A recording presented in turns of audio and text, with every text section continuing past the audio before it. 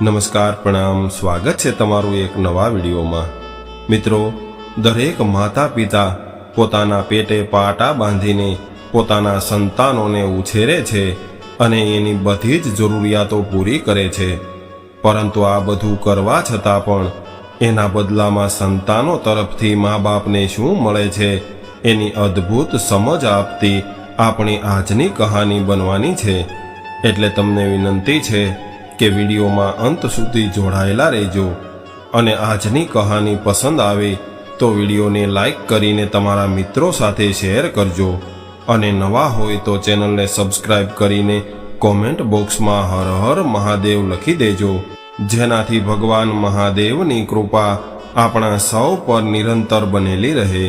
તો ચાલો શરૂ કરીએ આજની કહાની। મિત્રો, આજે કિશોરભાઈ ઘરે એકલા જ હતા અને ભૂખના કારણે એની હાલત ખરાબ થઈ રહી હતી।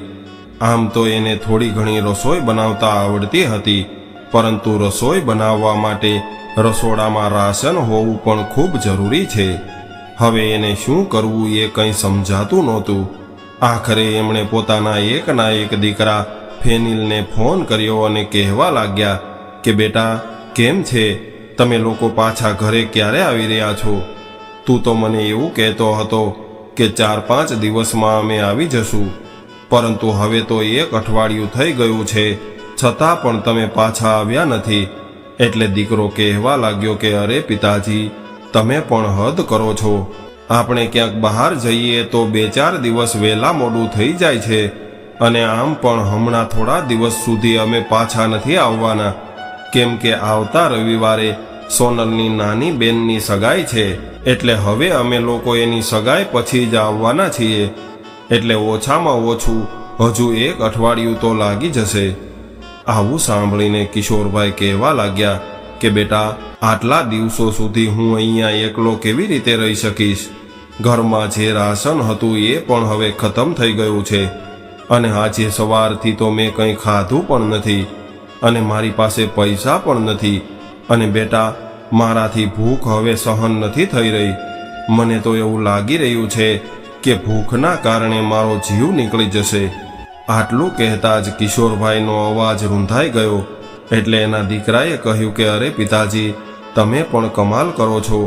પિતાજી, મારી પત્ની આટલું બધું રાશન મૂકીને તો આવી હતી, તો પછી આટલા જલ્દી તમે કેમ ખતમ કરી નાખ્યું? ત્યારે કિશોરભાઈ હેરાનીથી કહેવા લાગ્યા કે અરે નહીં દીકરા, મુશ્કેલીથી 4-5 દિવસ ચાલે એટલું જ રાશન હતું, અને એ હવે ખતમ થઈ ગયું છે। એટલે કિશોરભાઈનો દીકરો ફેનિલ કહેવા લાગ્યો કે પિતાજી, હવે જે કંઈ પણ હોય એ તમે ચલાવી લેજો, કેમ કે અમારે તો મારા સસરાના ઘરે પહોંચીને સગાઈ માટે ખરીદી કરવા પણ જવાનું છે, અને બધી જ તૈયારીઓ અમારે કરવાની છે। સોનલનો ભાઈ તો એના કામના લીધે વિદેશ ગયો છે, એટલે મારે મારા સસરા સાથે મળીને બધી જ તૈયારી કરવાની છે। એટલે અત્યારે તમે કરિયાણાવાળા પાસેથી બધો જ સામાન ઉધાર લઈને કામ ચલાવી લેજો। જ્યારે હું આવી જઈશ ત્યારે એનો હિસાબ ચૂકવી દઈશ। હજુ તો કિશોરભાઈ કંઈક બોલવા જઈ રહ્યા હતા, ત્યાં તો દીકરાએ ફોન કાપી નાખ્યો, પરંતુ એણે ફોનમાં જે કંઈ પણ કહ્યું હતું એ સાંભળીને કિશોરભાઈને હજુ સુધી વિશ્વાસ નહોતો થઈ રહ્યો। એટલે તેઓ વિચારવા લાગ્યા કે જ્યારે મારો દીકરો નાનો હતો અને ઘરમાં રાશન ઓછું પડતું તો અમે લોકો ભૂખ્યા પેટે સૂઈ જતા, પરંતુ એને ક્યારેય ભૂખ્યો નથી રાખ્યો, અને આજે એ જ દીકરો 5 દિવસનું રાશન ઘરમાં રાખીને મને એકલો મૂકીને જતો રહ્યો છે, અને ત્યાં એના સાસુ સસરાની સમચાગીરી કરી રહ્યો છે।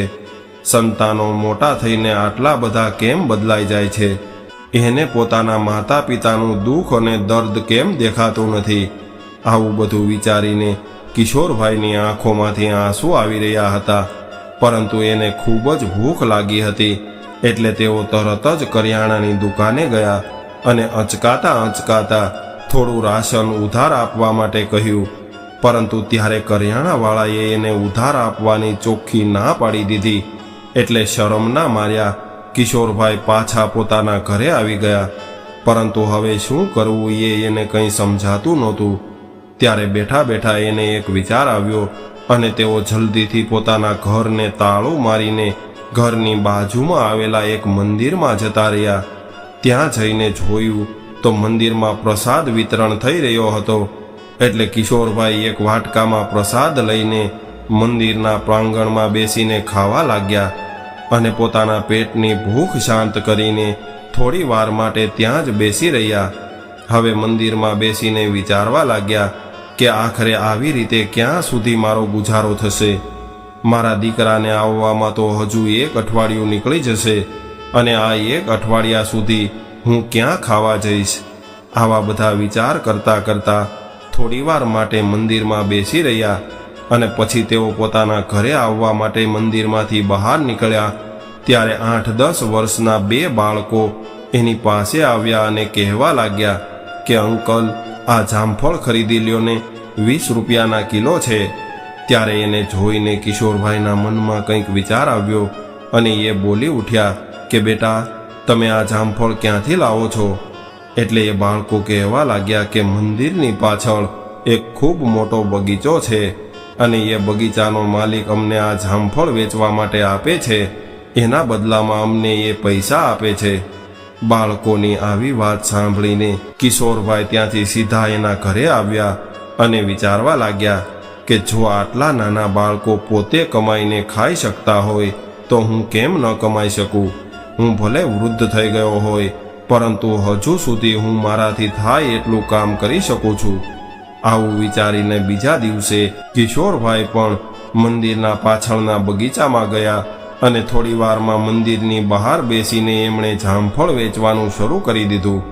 વધારે કંઈ નહીં, પરંતુ આવી રીતે તેઓ પોતાના આખા દિવસનો ખાવાનો ખર્ચો કાઢી લેતા અને દુનિયાના લોકો એના દીકરાને ખોટો ન સમજે એટલા માટે એમણે પોતાનું મોઢું રૂમાલથી ઢાંકી લીધું હતું, જેથી કરીને કોઈ એને ઓળખી ન શકે.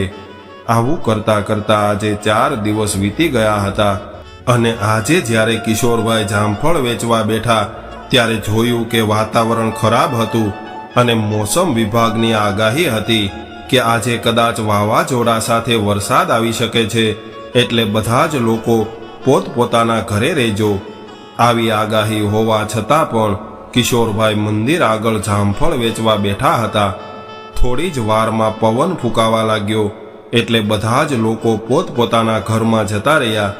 પરંતુ કિશોરભાઈ હજુ સુધી ત્યાં જ બેઠા હતા અને એ એવું વિચારી રહ્યા હતા કે થોડા ઘણા જામફળ વેચાઈ જાય તો મારો ગુજારો થઈ જાય. હવે આવા વાતાવરણમાં એક વૃદ્ધ દાદાને રોડ પર બેઠેલા જોઈને એક ન્યૂઝ રિપોર્ટર એની પાસે આવ્યો અને વિડીયો બનાવવા લાગ્યો અને કહેવા લાગ્યો કે મજબૂરી આખરે માણસ પાસે શું નથી કરાવતી. આવા તોફાન વચ્ચે પણ આ વૃદ્ધ વ્યક્તિ ઘરની બહાર નીકળવા માટે મજબૂર છે. જે સમયે એ રિપોર્ટર વિડીયો બનાવી રહ્યો હતો એ જ સમયે પવન ખૂબ વધી ગયો અને કિશોરભાઈના મોઢા પર રૂમાલ બાંધેલો હતો એ અચાનક હવામાં ઉડી ગયો. એટલે તેઓ ગભરાઈને જલ્દીથી પોતાનો સામાન ઉપાડીને ત્યાંથી જતા રહ્યા. હવે થોડા સમય બાદ બહારનું તોફાન શાંત થઈ ગયું હતું, પરંતુ કિશોરભાઈના મનમાં એક તોફાન ચાલુ થયું હતું અને વૃદ્ધા અવસ્થામાં પોતાની પત્નીના અવસાન બાદ એની આવી હાલત થશે એવું તો એણે સપનામાં પણ વિચાર્યું નહોતું. મિત્રો, કિશોરભાઈ અને કાવેરીબેનને એક દીકરો ફેનિલ અને દીકરી કિંજલ હતી. ફેનિલ નાનો હોવાના કારણે કિશોરભાઈ અને કાવેરીબેને એને ખૂબ લાડકોડથી ઉછેરીને મોટો કર્યો હતો. પોતાના દીકરા પર એના માતા પિતાએ કેટલી બધી આશાઓ રાખી હતી. ફેનિલ ભણવામાં ખૂબ હોશિયાર હતો એટલે એના ઉચ્ચ શિક્ષણ માટે કિશોરભાઈએ એને કોલેજનો અભ્યાસ કરવા માટે મુંબઈ મોકલ્યો હતો અને દીકરી માટે એક સારો છોકરો જોઈને એના લગ્ન કરાવી દીધા હતા. ફેનિલ જ્યારે કોલેજમાં હતો ત્યારે જ એની મુલાકાત સોનલ સાથે થઈ હતી. એ સમયે તો જોવામાં કોઈને પણ ગમી જાય એવો ફેનિલ સોનલને તો પહેલી નજરમાં જ ગમી ગયો હતો. હવે ધીરે ધીરે એ બંને ખૂબ સારા ફ્રેન્ડ બની ગયા અને કોલેજ પૂરી કર્યા બાદ તરત જ ફેનિલને એક ખૂબ સારી કંપનીમાં નોકરી મળી ગઈ. પરંતુ ત્યારે ફેનિલની માતા કાવેરીબેન ખૂબ વધારે બીમાર રહેવા લાગ્યા. એટલા માટે કિશોરભાઈએ ફેનિલ માટે છોકરી શોધવાનું શરૂ કરી દીધું, કારણ કે ઘરમાં વહુ આવી જાય તો પોતાનું ઘર સંભાળી લે એવી આશાએ કિશોરભાઈ દીકરાના લગ્ન કરાવવા માંગતા હતા। ત્યારે ફેનિલે પિતાજીને એવું જણાવ્યું કે મારી સાથે અભ્યાસ કરતી હતી એ સોનલ મને ખૂબ પસંદ છે। દીકરાની આવી વાત સાંભળીને કિશોરભાઈ ખૂબ રાજી થઈ ગયા, પરંતુ થોડી વાર બાદ એને ખબર પડી કે સોનલના પિતા તો ખૂબ ધનવાન વ્યક્તિ છે અને કિશોરભાઈ એવું ચાહતા હતા કે આપણે આપણા જેવા જ સાધારણ ઘરની દીકરીને આપણા ઘરની વહુ બનાવીને લાવવી છે, કેમ કે સાધારણ પરિવારની દીકરી હશે તો એ આપણા ઘરમાં આવીને બધા જ લોકો સાથે સારી રીતે ભળી જશે। પરંતુ સોનલ અને ફેનિલે તો કોલેજ સમયે જ એકબીજાને પોતાના જીવન સાથી બનવાના વચન આપી દીધા હતા અને સોનલના પિતા એની દરેક વાત માનતા હતા। હવે ફેનિલની જીદના કારણે એના માતા પિતાને ન ચાહતા હોવા છતાં પણ એ બંનેના લગ્ન માટે હા પાડવી પડી। લગ્નના 1 મહિના સુધી તો ફેનિલ અને સોનલ હરવા ફરવામાં અને શોપિંગ કરવામાં વ્યસ્ત હતા। ત્યારબાદ પણ સોનલ ઘણી વખત એની બેનપણીઓ સાથે ફરવા નીકળી જતી અથવા તો પોતાની બેનપણીઓને પોતાના ઘરે બોલાવીને એની સાથે કીટી પાર્ટી કરતી રહેતી અને આવું બધું જોઈને પહેલાથી જ ધાર્મિક પ્રવૃત્તિવાળા કાવેરીબેનને થોડું અજુગતું લાગતું હતું અને આવું બધું એને પસંદ પણ નહોતું। એટલે એક દિવસ એમણે એની વહુને એવું કહ્યું કે બેટા, સારા ઘરની વહુ દીકરીઓને આ બધું શોભા ન આપે। આટલી વાત સાંભળતા જ સોનલે ઘરમાં તાંડવ મચાવી દીધું અને પોતાના પતિને સ્પષ્ટ કહી દીધું કે મારી જિંદગીમાં કોઈ પણ વ્યક્તિ દખલગીરી કરે એ હું જરાય સહન નહીં કરું। ત્યારે ફેનિલે પોતાના માતા પિતાને સમજાવીને એવું કહ્યું કે તમે સોનલને રોકટોક ન કરતા। પોતાના દીકરાની વહુનો આવો રંગ જોઈને કાવેરીબેન અને કિશોરભાઈ દંગ રહી ગયા હતા અને હવે ધીરે ધીરે કાવેરીબેનની તબિયત વધારે ખરાબ થવા લાગી હતી અને બીમારીના કારણે એક દિવસ તેઓ કિશોરભાઈને એકલા છોડીને આ દુનિયામાંથી જતા રહ્યા। ત્યારબાદ કિશોરભાઈની દીકરી કિંજલ ક્યારેક ક્યારેક પિતાજીને મળવા આવતી હતી, જેનાથી એની એકલતા થોડી ઓછી થઈ શકે। પરંતુ સોનલને પોતાની નણંદ આવે એ જરાય પસંદ નહોતું અને લગભગ 2 વર્ષ બાદ સોનલે એક દીકરાને જન્મ આપ્યો અને ધીરે ધીરે સમય વીતવા લાગ્યો। જ્યારે એનો દીકરો 5 વર્ષનો થયો ત્યારે એમણે ઘરે જ એક ખૂબ મોટી પાર્ટી રાખી હતી। પાર્ટીના 2 દિવસ પહેલા જ સોનલના પિયરના લોકો ત્યાં આવી પહોંચ્યા હતા। ફેનિલની બહેન કિંજલ પણ ખૂબ ઉત્સાહ સાથે પાર્ટીમાં આવી હતી। ત્યારે સોનલે પોતાની મા સાથે મળીને પોતાની નણંદ વિરુદ્ધ એક યોજના બનાવી હતી અને પાર્ટીના બીજા દિવસે જ્યારે કિંજલ પોતાના ઘરે જવા માટે તૈયાર થઈ રહી હતી એ સમયે જ સોનલે બૂમાબૂમ કરી મૂકી અને કહેવા લાગી કે અરે, મારી મમ્મીનો ચેન ખોવાઈ ગયો છે। આવું કહીને એ પોતે જ ચેન શોધવાનો દેખાવ કરવા લાગી અને ત્યારબાદ બધાની સામે પોતાની નણંદના થેલાની તપાસ કરવા લાગી અને કપડાની વચ્ચે પોતાની મમ્મીનો ચેન જોઈને એણે તો ઘરમાં તોફાન મચાવી દીધું અને કહેવા લાગી કે જુઓ ફેનિલ, તમારી બેનના કારનામા કેવા છે। એણે તો આજ સુધી આટલો મોંઘો ચેન ક્યારેય જોયો પણ નહીં હોય, એટલે એણે મારી મમ્મીનો ચેન ચોરી લીધો છે। સોનલની વાત સાંભળીને ફેનિલે પણ પોતાની પત્નીનો વિશ્વાસ કરી લીધો અને આ જોઈને કિંજલ મૌન બનીને ઊભી હતી। એની આંખોમાં આંસુ હતા, પરંતુ એ એક શબ્દ પણ બોલી નહીં અને પોતાના સાસરે જવા માટે નીકળી ગઈ। એ દિવસ બાદ કિંજલ ક્યારેય પણ પાછી પોતાના પિયરમાં આવી નહોતી, પરંતુ જતાં જતાં એણે સોનલને એટલું જરૂર કહ્યું હતું કે સોનલ ભાભી, તમે ભગવાનનો ડર રાખજો, કેમ કે આજે જેવો આરોપ તમે મારા પર લગાવ્યો છે એવો જ આરોપ એક દિવસ પાછો વળીને તમારા ઉપર પણ લાગશે। આટલું કહીને એ બિચારી રડતી રડતી પોતાના ઘરે જતી રહી। પોતાની દીકરી પર ચોરીનો આરોપ લાગ્યો હતો એ આઘાત કિશોરભાઈ સહન નહોતા કરી શકતા અને હવે તો એની દીકરીએ પણ આવવાનું બંધ કરી દીધું હતું। પરંતુ ક્યારેક ક્યારેક દીકરી ફોન કરીને પિતાજીના હાલચાલ પૂછી લેતી। હવે તો ધીરે ધીરે એની તબિયત પણ ખરાબ રહેવા લાગી હતી એવામાં એક દિવસ સોનલને એના મમ્મી પપ્પાનો ફોન આવ્યો અને એવું કહ્યું કે સોનલ, અમે તારી નાની બેન માટે એક સારી જગ્યાએ છોકરો જોયો છે. અમને તો બધું જ બરાબર લાગી રહ્યું છે, પરંતુ એકવાર તમે પણ આવીને જોઈ લ્યો. અને આમ પણ અત્યારે ઉનાળાનું વેકેશન ચાલી રહ્યું છે, એટલે તમે આવો તો થોડા દિવસ રોકાવાય એમ આવજો. હવે આ વિષયમાં સોનલે જ્યારે સાંજે ફેનિલ ઘરે આવ્યો ત્યારે એને વાત કરી. એટલે ફેનિલે કહ્યું કે સોનલ, આપણે થોડા દિવસ માટે ત્યાં જતા રહીશું, તો અહીંયા પિતાજી એકલા કેવી રીતે રહેશે? પિતાજીની વાત સાંભળીને સોનલ ગુસ્સો કરીને કહેવા લાગી કે તો પછી હું શું દરેક જગ્યાએ તમારા પિતાજીને મારી સાથે લઈ જાઉં? એટલે ફેનિલ બોલ્યો કે સોનલ, મેં એવું ક્યાં કહ્યું છે, પરંતુ અત્યારે આપણા કામવાળા બેન પણ 1 મહિનાથી રજા લઈને પોતાના ગામડે ગયા છે અને આપણે પણ જતા રહીશું, તો પછી પિતાજી એકલા કેવી રીતે રહેશે અને એના માટે જમવાનું કોણ બનાવશે? એટલે સોનલ બોલી કે ફેનિલ, આજે અચાનક જ તમારા મનમાં તમારા પિતાજી માટે આટલો બધો પ્રેમ કેમ ઉભરાઈ રહ્યો છે? તમને તમારા પિતાજીની આટલી બધી ચિંતા છે, પરંતુ મારી ચિંતા તો ક્યારેય નથી કરી. અને આમ પણ પિતાજીને રોટલી બનાવતા તો આવડે છે. અરે સોનલ, પણ મારા પિતાજીની તબિયત પણ ઠીક નથી રહેતી. એટલે સોનલ વળી પાછી કહેવા લાગી કે અરે એને કંઈ નથી થયું. 3 ટાઈમ ખાઈને આખો દિવસ આંટા મારતા રહે છે, તો પછી એની તબિયતને શું થયું છે? રોજ સવારે ચક્કર મારવા માટે બહાર જઈ શકે છે, તો પછી થોડીવાર ઊભા રહીને 2 રોટલી ન બનાવી શકે? એટલે હું તો એના માટે રાશનનો બધો જ સામાન રાખી દઈશ, એટલે એ આરામથી જમવાનું બનાવતા રહેશે અને ખાતા રહેશે. સોનલે આવું કહ્યું. એટલે ફેનિલ બોલ્યો કે ઠીક છે સોનલ, જેવી તારી મરજી. આવું કહીને ફેનિલ ઓફિસે જવા માટે નીકળી ગયો. ત્યારે પાછળથી સોનલે બૂમ પાડી કે ફેનિલ, મારા મમ્મી પપ્પાના ઘરે આપવા માટે કોઈ સારી ગિફ્ટ લેતા આવજો, કેમ કે મારા મમ્મી પપ્પા દર વખતે આપણને કેટલું બધું આપીને જાય છે. હા, લેતો આવીશ. આટલું કહીને ફેનિલ ઓફિસે જતો રહ્યો. અને સાંજના સમયે કિશોરભાઈના એક મિત્ર એને મળવા આવ્યા હતા.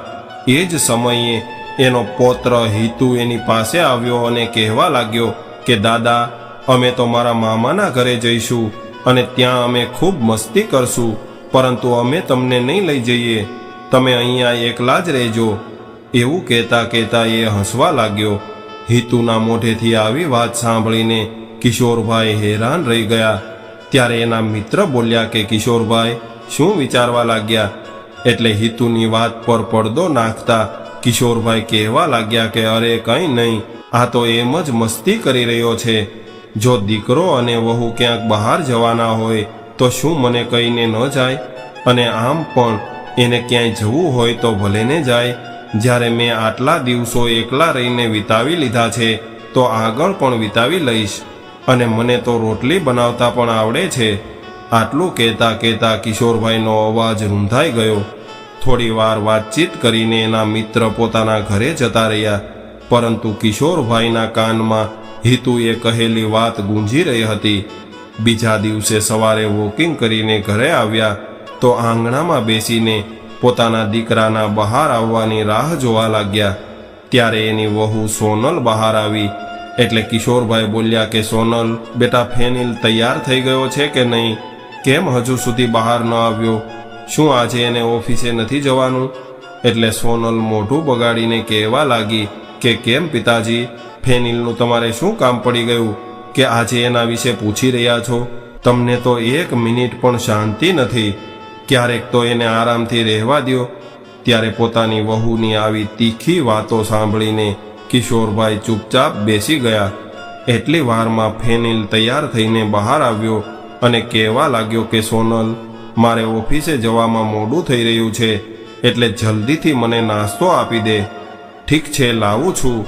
આટલું કહીને સોનલ રસોડામાં ગઈ. એટલે કિશોરભાઈ પોતાના દીકરા પાસે આવ્યા અને કહેવા લાગ્યા કે બેટા, મારા પેન્શનના રૂપિયા બેંકમાંથી ઉપાડી લીધા હોય તો મને થોડા રૂપિયા આપને. અને આમ પણ મારા ખુદના પૈસા હોવા છતાં પણ મારે વારે વારે તારી પાસે હાથ લાંબો કરવો પડે છે. એટલે ફેનિલ બોલ્યો કે પિતાજી, અમે તો તમને કોઈ પણ વાતની કમી નથી રહેવા દેતા, તો પછી તમારે હાથ ફેલાવવાની શું જરૂર પડી ગઈ?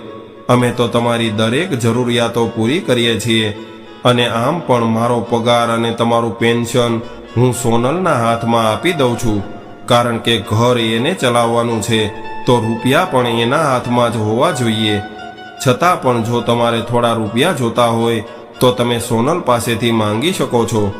આવી વાત સાંભળીને કિશોરભાઈ ચૂપ રહી ગયા અને ફરીથી કંઈક વિચારીને કહેવા લાગ્યા કે ઠીક છે બેટા, પરંતુ તમે લોકો ક્યાંય બહાર જઈ રહ્યા છો?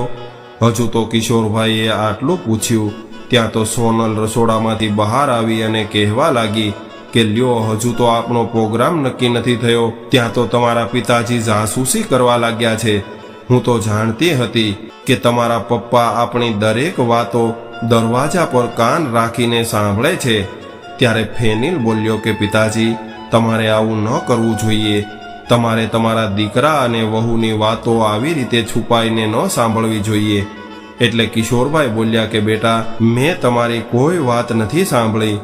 તને તારા પિતા ઉપર આટલો પણ ભરોસો નથી?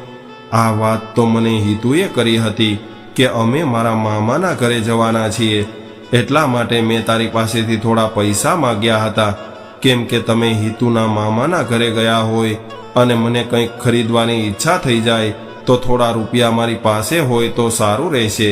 ત્યારે ફેનિલ કહેવા લાગ્યો કે હા પિતાજી, અમે 4-5 દિવસ માટે સોનલના પિયરમાં જઈ રહ્યા છીએ.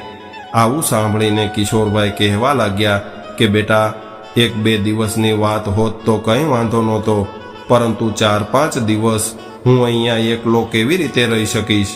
એટલે સોનલ ગુસ્સો કરીને બોલી ઉઠી કે પિતાજી, આખરે તમે શું ઈચ્છો છો? શું આખી જિંદગી અમે તમારી સેવા કરતા રહીએ? શું મારા મમ્મી પપ્પાનું કોઈ મહત્વ જ નથી? કે પછી અમારી પોતાની કોઈ જિંદગી જ નથી? અમે લોકો પરમ દિવસે સવારે જવાના છીએ, એ નક્કી થઈ ગયું છે. આવું કહીને સોનલ પોતાના પગ પછાડીને રસોડામાં જતી રહી અને ફેનિલ પોતાની ઓફિસે જતો રહ્યો.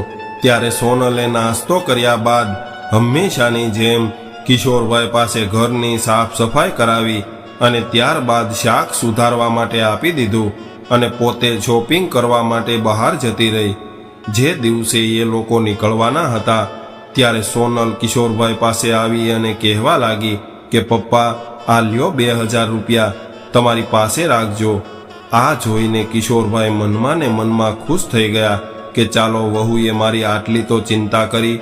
એટલે કિશોરભાઈ ઔપચારિકતા નિભાવીને બોલી ઉઠ્યા કે અરે વહુ, મારે રૂપિયાની શું જરૂર છે? એટલે સોનલ બોલી કે આ રૂપિયા હું તમને હરવા ફરવા માટે કે પછી ફાલતુ વસ્તુઓ ખરીદવા માટે નથી આપતી. કાલે મહિનાની 1 તારીખ છે, એટલે છાપાવાળો, કેબલવાળો અને ઇસ્ત્રીવાળો આ બધા જ લોકો કાલે પૈસા લેવા આવશે, એટલે એને આપી દેજો. અને ઘરમાં જેટલું રાશન પડ્યું છે એટલું તમારા માટે ઘણું છે. ફળ અને શાકભાજી ખરીદવાની તો તમારે કંઈ જરૂર નથી, અને તમારી દવાઓ અમે પહેલાંથી જ લાવીને રાખી દીધી છે, એટલે મને એવું નથી લાગતું કે તમારે વધારે રૂપિયાની જરૂર પડશે. ત્યારે કિશોરભાઈએ ચૂપચાપ પોતાનું માથું હલાવી દીધું અને એ લોકો ગાડી લઈને જતા રહ્યા. હવે 1 અઠવાડિયું વીતી જવા છતાં પણ એના દીકરાએ એના હાલચાલ ન પૂછ્યા. એટલે થાકીને કિશોરભાઈએ પોતાનું પેટ ભરવા માટે ફળ વેચવાનું કામ કરવું પડ્યું. હવે ભૂતકાળ વિશે વિચારતા વિચારતા કિશોરભાઈ વર્તમાનમાં ત્યારે આવ્યા જ્યારે એના ફોનની રિંગ વાગી. એની દીકરી કિંજલનો ફોન હતો. ફોન ઉઠાવતા જ કિંજલ કહેવા લાગી કે હેલો પપ્પા, તમે કેમ છો? ત્યારે પોતાની વહાલસોઈ દીકરીનો અવાજ સાંભળીને કિશોરભાઈનું મન ગભરાઈ ગયું અને એ કંઈ બોલી ન શક્યા. થોડી વાર બાદ ખુદને સંભાળીને તેઓ એટલું જ બોલ્યા કે હું ઠીક છું દીકરી, તારો ભાઈ અને ભાભી થોડા દિવસો માટે તારી ભાભીના પિયરમાં ગયા છે. આ સાંભળીને કિંજલ બોલી કે પિતાજી, તો પછી તમે એકલા કેવી રીતે રહો છો? તમારા જમવાનું શું થાય છે? અને ઘરના બધા જ કામો કોણ કરે છે? દીકરીની ચિંતા જોઈને કિશોરભાઈ રૂંધાયેલા અવાજે બોલી ઉઠ્યા કે અરે બેટા, તું મારી ચિંતા શા માટે કરે છે? તારી મમ્મીના ગયા બાદ રોટલી બનાવવાનું, વાસણો સાફ કરવાનું અને ઘરની સાફ સફાઈ કરવાનું એ બધું જ કામ હું શીખી ગયો છું, અને મારા માટે 2 રોટલી બનાવવામાં મને શું વાંધો છે? આવી વાત સાંભળતા જ કિંજલની આંખોમાં આંસુ આવી ગયા. પોતાના પિતાજી કે જેને 1 ગ્લાસ પાણી માટે પણ ક્યારેય રસોડામાં જવાની જરૂરિયાત નહોતી પડી, તેઓ આજે મમ્મીની ગેરહાજરીમાં ઘરનું બધું જ કામ પોતે કરી રહ્યા છે. આવું સાંભળીને એ કંઈ બોલી ન શકી અને એણે ફોન મૂકી દીધો. બીજા દિવસે સવારમાં કિશોરભાઈ પોતાના માટે નાસ્તો બનાવી રહ્યા હતા. એ જ સમયે દરવાજા પર ઘંટડી વાગી એટલે એ વિચારવા લાગ્યા કે આટલી વહેલી સવારે કોણ આવ્યું હશે. આવું વિચારીને તેઓ બહાર ગયા અને દરવાજો ખોલ્યો તો સામે પોતાની દીકરી કિંજલને જોઈને તેઓ હેરાન રહી ગયા. આટલા સમય બાદ પોતાની દીકરીને મળીને એની આંખો છલકાઈ ગઈ અને બોલી ઉઠ્યા કે અરે બેટા કિંજલ, તું આવી છો? ત્યારે કિશોરભાઈ પ્રેમથી એના માથા પર હાથ ફેરવીને કહેવા લાગ્યા કે આવો બેટા, અંદર આવો. કેટલા વર્ષો બાદ તમને જોઈ રહ્યો છું, નહીતર આજ સુધી તો વિડીયો કોલ ઉપર વાત થતી રહી છે. આટલું કહેતા જ એની આંખમાં આંસુ આવવા લાગ્યા. ત્યારે કિંજલ બોલી કે પિતાજી, હું પણ શું કરી શકું? જે ઘરમાં મારું અપમાન થયું હોય એ ઘરમાં હું કેવી રીતે આવી શકું? મારા ભાભીએ અમારી સાથે જે કંઈ પણ કર્યું હતું એ હું આજ સુધી ભૂલી નથી. એટલે મારી ઈચ્છા હોવા છતાં પણ હું મારા પિયરમાં પગ નથી મૂકી શકતી. પરંતુ તમને હું એકલા કેવી રીતે મૂકી શકું? ત્યારે એના જમાઈ બોલ્યા કે પપ્પા, શું તમે અમને એટલા બધા પારકા ગણો છો કે અમને કંઈ જણાવવાનું પણ જરૂરી ન સમજ્યું? દીકરી અને જમાઈની લાગણી જોઈને કિશોરભાઈની આંખો ફરીથી ભીંજાઈ ગઈ અને બોલી ઉઠ્યા કે સારું થયું બેટા કે તમે લોકો અહીંયા આવી ગયા, કેમ કે દીકરીઓ તો ઘરની રોનક હોય છે. પરંતુ તારી ભાભી આ બધી વાતો નહીં સમજે. હજુ આવી વાતો ચાલી રહી હતી ત્યારે કિંજલના બાળકો બોલ્યા કે મમ્મી, અમને ખૂબ ભૂખ લાગી છે, કંઈક ખાવાનું આપને. એટલે કિશોરભાઈ બોલ્યા કે હું હમણાં જ કંઈક લાવું છું. આટલું કહીને તેઓ રસોડામાં ગયા અને નાસ્તો શોધવા લાગ્યા. પરંતુ એને ત્યાં કંઈ ન મળ્યું, કેમ કે સોનલ તો પહેલાથી જ નાસ્તાનો ડબ્બો કબાટમાં મૂકીને લોક લગાવીને ગઈ હતી. એ જ સમયે કિંજલ પણ રસોડામાં આવી અને બોલી ઉઠી કે પિતાજી, તમે હેરાન ન થાવ, મને જણાવો, હું તમને મદદ કરું છું. આટલી વાત સાંભળતા જ કિશોરભાઈ ઉદાસી ભર્યા અવાજમાં કહેવા લાગ્યા કે શું જણાવું દીકરી, મારા પેન્શનના પૈસા આવતા હોવા છતાં પણ હું આજે મારા જ ઘરમાં ભિખારી બનીને બેઠો છું. મને તો કંઈ સમજાતું નથી કે તારા બાળકોને ખાવા માટે શું આપું. આટલી નાની વાતમાં તમે ચિંતા શા માટે કરો છો? હું હમણાં જ બાળકો માટે નાસ્તો મંગાવી લઉં છું. આવું કહીને કિંજલે પોતાનો ફોન કાઢ્યો અને નાસ્તો ઘરે મંગાવી લીધો. ત્યારબાદ બધાએ સાથે બેસીને નાસ્તો કર્યો અને પછી બજારમાંથી જમવાનું ઓર્ડર આપી દીધું. હવે પોતાની દીકરીનો સાથ મેળવીને કિશોરભાઈ તો પોતાની બધી જ પરેશાનીઓ ભૂલી ગયા હતા. સાંજના સમયે કિશોરભાઈના મિત્ર જ્યારે એને મળવા આવ્યા એટલે કહેવા લાગ્યા કે શું વાત છે, આજે તો કિંજલ આવી છે. ત્યારે કિશોરભાઈ હસીને બોલ્યા કે હા, આજે મારી દીકરી આવી છે એટલે મારું ઘર કેટલું બધું હર્યું ભર્યું થઈ ગયું છે. ત્યારે કિંજલ તરત જ રસોડામાં ગઈ અને બધા માટે ચા બનાવીને લઈ આવી. એટલે કિશોરભાઈના મિત્ર બોલ્યા કે કિશોરભાઈ, તમારી વહુના રાજમાં તો આજ સુધી આ ઘરમાં મને પાણી માટે પણ કોઈએ પૂછ્યું નથી અને આજે દીકરીએ મને ચા બનાવીને પીવડાવી છે. આ સાંભળીને કિંજલ હેરાનીથી એની તરફ જોવા લાગી. એટલે એ કહેવા લાગ્યા કે બેટા, હું તો કહું છું કે તું તારા પપ્પાને તારા ઘરે લઈ જા, કેમ કે અહીંયા રહીને તારા પપ્પાની હાલત ખૂબ ખરાબ થઈ રહી છે. એના પેન્શનના બધા જ રૂપિયા તારો ભાઈ અને ભાભી લઈ લે છે અને તારો ભાઈ પણ તારી ભાભી કહે એમ કરતો રહે છે. દીકરી, પહેલાં તો મને અફસોસ થઈ રહ્યો હતો કે ભગવાને મને દીકરો નથી આપ્યો, પરંતુ હવે મને એવું લાગે છે કે ભગવાને જે કર્યું એ બરાબર જ કર્યું છે. કેમ કે મારે કોઈ દીકરો નથી, પરંતુ એક દીકરી છે અને એ એના સાસરિયાની જવાબદારીઓ નિભાવીને પણ મારું ખૂબ સારી રીતે ધ્યાન રાખે છે. હું એકલો રહું છું, પરંતુ ખૂબ શાંતિથી મારું જીવન જીવું છું. અને ઘરના કામનું શું છે, રૂપિયા હાથમાં હોય તો માણસ નોકર પાસે પણ કામ કરાવી શકે છે. આવી વાત સાંભળીને કિંજલ વિચારમાં પડી ગઈ. બીજી બાજુ અહીંયા મામાના ઘરે ફેનિલનો દીકરો હેતુ જ્યારે મોબાઈલમાં જોઈ રહ્યો હતો ત્યારે બેઠા બેઠા જ બૂમ પાડી અને કહેવા લાગ્યો કે અરે મમ્મી, તારા ફોનમાં તો દાદા આવે છે.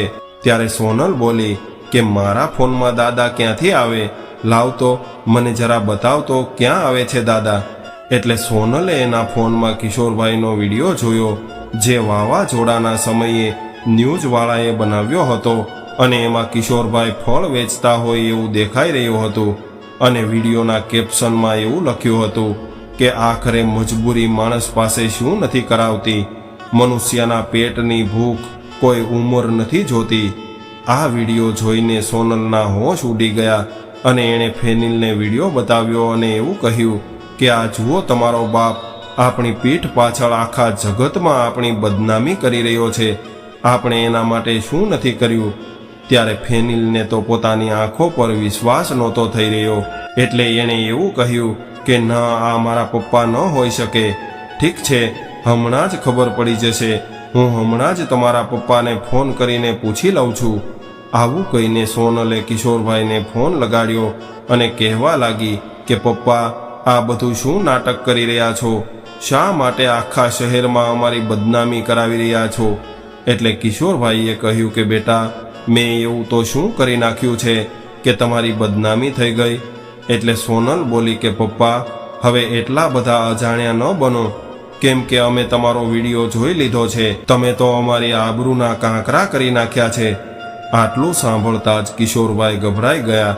એટલે સોનલ કહેવા લાગી કે તમારી સાથે તો હું ત્યાં આવીને વાત કરીશ અને અમે આવીએ એ પહેલાં જ આખા ઘરની સાફ સફાઈ કરી નાખજો. હજુ તો સોનલ આ બધું બોલી રહી હતી ત્યારે કિંજલના બંને છોકરાઓ અવાજ કરવા લાગ્યા. એટલે સોનલ પૂછવા લાગી કે આ પાછળ કોનો અવાજ આવી રહ્યો છે? કોણ આવ્યું છે આપણા ઘરે? સોનલે ગુસ્સો કરીને આવું પૂછ્યું એટલે અચકાતા કિશોરભાઈ કહેવા લાગ્યા કે બેટા, વાત જાણે એમ છે કે કિશોરભાઈ હજુ આટલું બોલ્યા ત્યારે કિંજલ આગળ આવી અને કહેવા લાગી કે મને ફોન આપો પપ્પા, હું વાત કરું છું. હવે કિંજલે ફોન લઈ લીધો અને કહેવા લાગી કે શું થયું ભાભી? હું મારા પપ્પાને મળવા માટે મારા પિયરમાં આવી છું, તો એમાં શું મોટી આફત આવી ગઈ? એટલે સોનલ બોલી કે પહેલાં તો અમે બધા હાજર હતા, છતાં પણ તે અમારા ઘરમાંથી ચોરી કરી હતી અને હવે અમારી પીઠ પાછળ અમારા ઘરને લૂંટવા માટે આવી ગઈ છો. કોણે બોલાવી છે તને? અમારા ઘરે જ્યારે આટલા વર્ષોથી નારાજ થઈને બેઠી છો તો પછી આજે મારા ઘરે શા માટે આવી છો? એટલે કિંજલ બોલી કે અરે ભાભી, તમે શું બોલી રહ્યા છો? શું આ ઘર મારું નથી? અને હું નારાજ થઈ હતી તો ફક્ત ને ફક્ત તમારાથી નારાજ થઈ હતી, મારા પપ્પાથી નહીં. અને આમ પણ તમે તમારા પિયરમાં ગયા છો એટલે તમે ત્યાં શાંતિથી રહેજો. અહીંયા વારે વારે ફોન કરવાની કોઈ જરૂર નથી. કિંજલે આવું કહ્યું એટલે સોનલ ભડકી ગઈ અને કહેવા લાગી કે ફોન તો હવે હું પોલીસને કરીશ. ગઈ વખતે તો મેં તને એમને એમ છોડી દીધી હતી, પરંતુ હવે તો હું પોલીસ સ્ટેશનમાં ફરિયાદ કરીશ. એટલે કિંજલે કહ્યું કે તમારાથી જે થાય એ કરી લેજો. આવું કહીને એણે ફોન મૂકી દીધો. આ સાંભળીને કિશોરભાઈ ગભરાઈ ગયા અને કહેવા લાગ્યા કે બેટા, આ તે શું કર્યું? તારી ભાભી અહીંયા આવીને હંગામો મચાવી દેશે.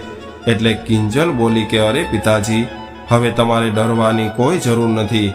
આ ઘર તમારું છે અને તમારા નામ પર છે. એ વાત તમે શા માટે ભૂલી જાઓ છો? હવે આ વાતનો નિર્ણય તમારે જાતે જ કરવો પડશે કે તમે તમારી પાછલી જિંદગી કેવી રીતે જીવવા માગો છો. તમારા પોતાના રૂપિયા હોવા છતાં પણ તમારા દીકરા અને વહુ સામે હાથ લાંબો કરવા માગો છો કે પછી તમારી બાકીની જિંદગી સ્વાભિમાનથી વિતાવવા માંગો છો? પોતાની દીકરીની આવી વાત સાંભળીને કિશોરભાઈ વિચારવા લાગ્યા અને ત્યારબાદ એમણે પોતાના મિત્ર સાથે મળીને એક વકીલને પોતાના ઘરે બોલાવ્યો અને એની સાથે બેસીને આ વિષય પર ચર્ચા કરી. અહીંયા જ્યારે સોનલે ફોન પર થયેલી બધી જ વાતો ફેનિલને જણાવી ત્યારબાદ એ બંને જણા બીજા દિવસે જ ઘરે પાછા આવી ગયા અને ઘરે આવતા જ સોનલ પોતાની નણંદ પર વરસી પડી અને કહેવા લાગી કે તારી હિંમત કેવી રીતે થઈ હતી મારી સાથે આવી રીતે વાત કરવાની? ચાલ નીકળી જા મારા ઘરની બહાર. ત્યારે ફેનિલ પણ એની હામાં હા મેળવીને કહેવા લાગ્યો કે હમણાં ને હમણાં તારો સામાન ઉપાડ અને તારા છોકરાને લઈને અહીંથી નીકળી જા. એટલે કિંજલ થોડું હસીને બોલી ઉઠી કે ભાઈ, મને તો એવું લાગ્યું હતું કે ભાભી તો પારકી છે, પણ કમસે કમ તમે તો પિતાજીની તકલીફને સમજી શકશો, પરંતુ તમે તો એને પણ 2 ડગલા પાછળ રાખી દીધી. અને રહી વાત અહીંથી નીકળી જવાની, તો આ ઘર મારું પણ છે અને આ ઘરમાં મારી પણ ભાગીદારી છે. એ વાત અલગ છે કે મેં આજ સુધી ક્યારેય મારો ભાગ માગ્યો નથી. આવું સાંભળીને સોનલ ગુસ્સો કરીને પોતાની નણંદ પર હાથ ઉપાડવા ગઈ. એટલે કિશોરભાઈ બોલ્યા કે ખબરદાર વહુ, જો 1 ડગલું પણ મારી દીકરી તરફ આગળ વધાર્યું છે તો મારાથી ખરાબ બીજું કોઈ નહીં હોય. એટલે સોનલ બોલી કે અરે ડોસા, આજે તારી અંદર આટલી બધી હિંમત ક્યાંથી આવી ગઈ? તારી દીકરીએ ઘણું બધું ખવડાવ્યું લાગે છે. ત્યારે ફેનિલનો દીકરો હેતુ નાસ્તો લઈને બહાર આવ્યો અને કહેવા લાગ્યો કે જો મમ્મી, રસોડામાં તો આટલો બધો સામાન પડ્યો છે. એટલે સોનલે કહ્યું કે એ બધું તો હું પછી જોઈ લઈશ, પરંતુ અત્યારે આ બાપ દીકરીને નહીં મૂકું. હવે કિશોરભાઈની ધીરજ ખૂટી ગઈ અને તેઓ ગુસ્સો કરીને કડક અવાજમાં બોલી ઉઠ્યા કે બસ સોનલ, તારા મા બાપે તને આવા સંસ્કાર આપ્યા છે? સોનલ, આજ સુધી તો હું તારી બધી જ વાતો સહન કરી રહ્યો હતો, પણ હવે નહીં કરું. આ ઘર મારું છે અને મારી દીકરી અહીંયાથી ક્યાંય નહીં જાય. એટલે ફેનિલ ગુસ્સો કરીને કહેવા લાગ્યો કે પપ્પા, તમારું મગજ તો ઠેકાણે છે ને? તમારી હિંમત કેવી રીતે થઈ સોનલને આવી વાત કહેવાની? એટલે કિશોરભાઈએ ફેનિલના ગાલ પર જોરદાર તમાચો મારી દીધો અને બોલી ઉઠ્યા કે અરે નાલાયક, તું તારી સોનલને લઈને અત્યારે મારા ઘરમાંથી બહાર નીકળી જા. એટલે ફેનિલ બોલ્યો કે તમે ગમે એ કરી લ્યો, પણ અમને ઘરમાંથી બહાર ન કાઢી શકો. એ જ સમયે વકીલ સાહેબ અંદર આવ્યા અને કહેવા લાગ્યા કે કેમ નહીં કાઢી શકે? આ ઘર આજે પણ તારા પપ્પાના નામ પર છે અને તમે લોકો તો એના પેન્શનના રૂપિયા પણ રાખી લ્યો છો. આ તો બિલકુલ અન્યાય છે. આ વાત સાંભળીને ફેનિલ હેરાન થઈ ગયો. ત્યારે વકીલ સાહેબે કોર્ટનો કાગળ એના હાથમાં આપ્યો અને કહેવા લાગ્યા કે 1 અઠવાડિયાની અંદર તારે આ ઘર ખાલી કરવું પડશે અને આજ સુધી તારા પપ્પાના પેન્શનના જેટલા પણ રૂપિયા તે વાપર્યા છે એ બધા જ રૂપિયા એને પાછા આપવા પડશે, નહીતર જેલમાં જવા માટે તૈયાર રહેજે. વકીલની આવી વાત સાંભળતા જ ફેનિલ અને સોનલના ચહેરા ફીકા પડી ગયા અને એ બંને એકબીજા સામે જોવા લાગ્યા. હવે ફેનિલે સોનલને ઈશારો કર્યો અને બંને કિશોરભાઈના પગ પકડીને માફી માંગવા લાગ્યા. પરંતુ કિશોરભાઈએ તો નક્કી કરી લીધું હતું કે હવે હું કમજોર નહીં પડું. ત્યારે કડક અવાજમાં કહેવા લાગ્યા કે દીકરા, આ મગરના આંસુ બીજા કોઈને દેખાડજે. હું તારી રગે રગને ઓળખું છું અને સાચું કહું તો આજ સુધી મેં મારા માટે અવાજ ઉપાડ્યો નહોતો, જેના લીધે તમે લોકોએ મને એક ભિખારી જેવી જિંદગી જીવવા પર મજબૂર કરી નાખ્યો હતો. પરંતુ હવે હું તમારા બંનેનો ચહેરો પણ જોવા નથી માંગતો. એટલે તમે બંને અત્યારે મારા ઘરમાંથી બહાર નીકળી જાઓ. આટલું કહીને તેઓ પોતાના રૂમમાં જતા રહ્યા અને 3 દિવસ બાદ ફેનિલ પોતાની પત્ની અને દીકરાને લઈને ઘરમાંથી જતો રહ્યો. હવે કિશોરભાઈ એ જ ઘરમાં એકલા રહેતા હતા, પરંતુ એની દીકરીને પિતાજીની ખૂબ ચિંતા હતી. એટલે તેમણે કિશોરભાઈને પોતાની સાથે આવવાનું કહ્યું, પરંતુ કિશોરભાઈએ એની સાથે જવાની ના પાડી દીધી અને એવું કહ્યું કે બેટા, આ ઘરમાં તારી મમ્મીની ઘણી બધી યાદો સચવાયેલી છે અને આમ પણ દીકરીના ઘરે રહેવું એ મા બાપને શોભા ન આપે. એટલે કિંજલે આ વાતને ઉકેલવા માટે એમના મકાનના ઉપરના ભાગમાં ભાડુઆત રાખી લીધા અને પપ્પાની સાર સંભાળ માટે એક નોકર રાખી લીધો, જે આખો દિવસ એનું કામ કરતો અને રાત્રે પણ એનું ધ્યાન રાખતો. હવે કિંજલ રોજ પોતાના પિતાજીને ફોન કરીને સમાચાર પૂછતી રહેતી અને અઠવાડિયામાં 1 વખત બાળકોને લઈને એને મળવા પણ આવતી. હવે કિશોરભાઈ પોતાની મરજીથી પોતાની જિંદગી જીવવા લાગ્યા હતા. પોતાના મિત્રની સાથે સવાર સાંજ પાર્કમાં ચાલવા જતા, તો ક્યારેક મંદિરે જતા અને ક્યારેક ફરવા પણ નીકળી જતા. હવે એનો સમય સારી રીતે પસાર થવા લાગ્યો હતો. દીકરા સાથે સંબંધ તોડીને હવે એમણે પણ પોતાના મનને સમજાવી લીધું હતું. હવે એનું જીવન ખૂબ સુખ શાંતિથી પસાર થઈ રહ્યું હતું. પરંતુ અહીંયા પોતાના પિતાજીથી જુદા પડીને દીકરો અને વહુ એક ભાડાના ઘરમાં રહેવા લાગ્યા. પરંતુ હવે પરેશાની એ હતી કે ફેનિલ પાસે પિતાજીના પેન્શનના રૂપિયા નહોતા આવતા અને ઉપરથી ઘરનું ભાડું પણ આપવાનું હતું. આવક ઓછી અને ખર્ચો વધી રહ્યો હતો. આવી હાલતમાં ઘરનો ખર્ચો ચલાવવો ખૂબ મુશ્કેલ થઈ રહ્યો હતો. હવે લગભગ રોજ એ બંને વચ્ચે ઝઘડા થવા લાગ્યા અને એક દિવસ પોતાના પતિ સાથે ઝઘડો કરીને સોનલ એના પિયરમાં જતી રહી. ત્યારે દર વખતની જેમ આ વખતે પણ સોનલની ભાભીએ એની ખૂબ આગતા સ્વાગતા કરી અને થોડા દિવસ ખૂબ સારી રીતે પસાર થઈ ગયા. પરંતુ ધીરે ધીરે સોનલ પોતાની ભાભીની નજરમાં ખટકવા લાગી અને ધીરે ધીરે એનો વ્યવહાર સોનલ પ્રત્યે બદલાવા લાગ્યો. હવે એની ભાભી એનાથી છુટકારો મેળવવા માટે વિચારવા લાગી. એ દરમિયાન સોનલના માતા પિતાએ 4 ધામની યાત્રા પર જવાનું નક્કી કર્યું અને સોનલની ભાભી તો જાણે આવી જ તકની રાહ જોઈ રહી હતી. એટલે એમણે સોનલ સાથે પણ એવું જ કર્યું જેવું સોનલે એની નણંદ સાથે કર્યું હતું. એક દિવસ એની ભાભી આમ તેમ શોધતા શોધતા બોલી ઉઠી કે મારી સોનાની ચેન ક્યાંક ખોવાઈ ગઈ છે. મારી ચેન ખૂબ મોંઘી હતી, ક્યાં ખોવાઈ ગઈ હશે?